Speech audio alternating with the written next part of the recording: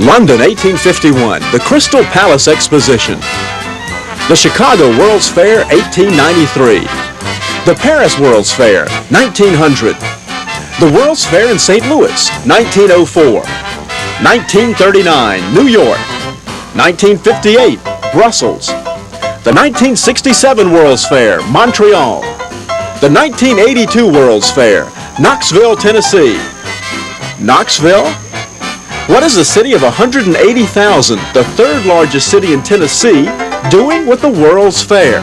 Isn't this a little surprising? I can see how they'd be surprised. A lot of people never even knew where Knoxville was, I guess, before they heard there was going to be a World's Fair here. Probably if you'd asked me 10 years ago, I would not have said that Knoxville would have had a World's Fair, but I'm glad that it's here. To me, this town's fairly countrified for a big city, I think, and I like that. So I wish they'd asked me first. It's a one-horse town trying to grow up too fast. It's fair to say that even some of the residents of Knoxville thought their town was an unlikely place for the World's Fair. But the supporters of the fair never gave up. Critics build nothing. It's very easy to be negative. It's the easiest thing in the world to say it's not going to work and then walk away from it. It's a lot more difficult to say we're going to make it work. And we've got some tremendous people in this town who for the last 5 years have sat down, addressed themselves to it and said we are going to make this work. Sure, we can handle it. You know, I'm 100% behind it. I love it. We are in a small town. Knoxville has its World's Fair this year after 7 years of planning because the event was approved by the official bureau in Paris, which decides who gets World's Fairs. Some citizens of Knoxville went to Paris with an idea for a fair that would have the theme of energy. The people in Paris agreed to it because Knoxville is a unique energy center. The area is the home of TVA, one of the world's largest power utilities, and the Oak Ridge National Laboratory, one of the world's foremost nuclear research sites.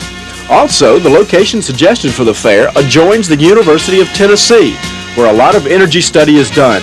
We joked about it a lot of times that once we really began to get a handle on what it was we had here, and we knew we had something the world needed to know about, that, well, do you put an ad in the New York Times or do you have a World's Fair? So we opted for a World's Fair. Now, of course, there was a lot of early skepticism about whether or not Knoxville could pull off a World's Fair. But there will be a 1982 World's Fair here in Knoxville, and the evidence is all around me. And to show you what kind of event it'll be, there's more international participation in this World's Fair than in any sanctioned World's Fair since 1939. We have people like France, Italy, Germany, Australia, Mexico, Canada, Hungary, and the jewel in the crown, we think, the People's Republic of China. It's their first World's Fair ever. To visit an official World's Fair with more international pavilions since 1939, you would have had to go out of the country. Fabulous pavilions from Saudi Arabia, the People's Republic of China, France, Italy, Great Britain, Mexico, the spectacular Sun Sphere, IMAX Theater on the world's largest screen, international entertainment, Japan's Kabuki Theater, a world full of excitement. The 1982 World's Fair, you've got to be there. The TV ads are beginning, but if you're there, what can you expect to see? There's talk that China is bringing part of the Great Wall, but even those who work for the fair don't know exactly what will be there. Well, the countries are like artists, two competing artists. They don't want to let anybody else know what they're doing until opening day, until the unveiling. We've told all our exhibitors that, look, your exhibit has to be both fun and informative. For example, Saudi Arabia, they're going to show what they're doing not in petroleum, but in solar energy. They're going to take a Saudi Arabian desert, bring it over to Knoxville, and set up a desert with camels and tents right in front of their pavilion. Italy's going to have a nice restaurant in their pavilion, plus I do hear that very, very secretively that they're introducing a new car. I don't know very much about it, but they're supposed to be introducing a new car at their pavilion. Work is now going on to make the 72-acre site ready for the opening of the fair May the 1st. Where 3 interstates cross in Knoxville, highways are being improved. Dozens of buildings are being built, including the massive U.S. Pavilion. There'll be 48 restaurants at the fair. It's been estimated that 11 million people will visit the fair, but season tickets are selling much better than expected, so the total may be more. Ever since World's Fairs began, each fair has had a trademark building, from the Eiffel Tower in Paris to the Space Needle in Seattle.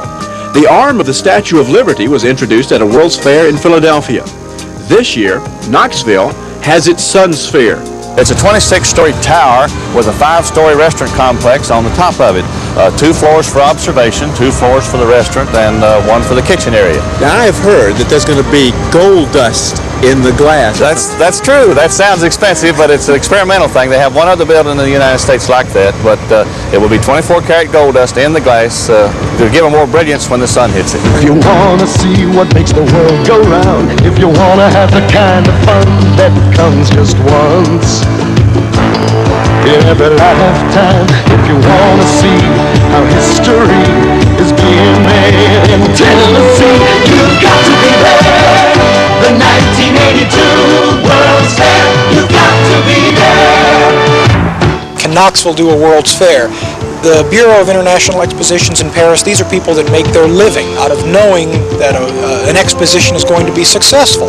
They're saying that we're going to be a success, that we can do a World's Fair. Come May 1, we're going to open with a wonderful World's Fair. We sure are. The World's Fair is going to offer me the opportunity to take, in 72 acres, a trip around the world.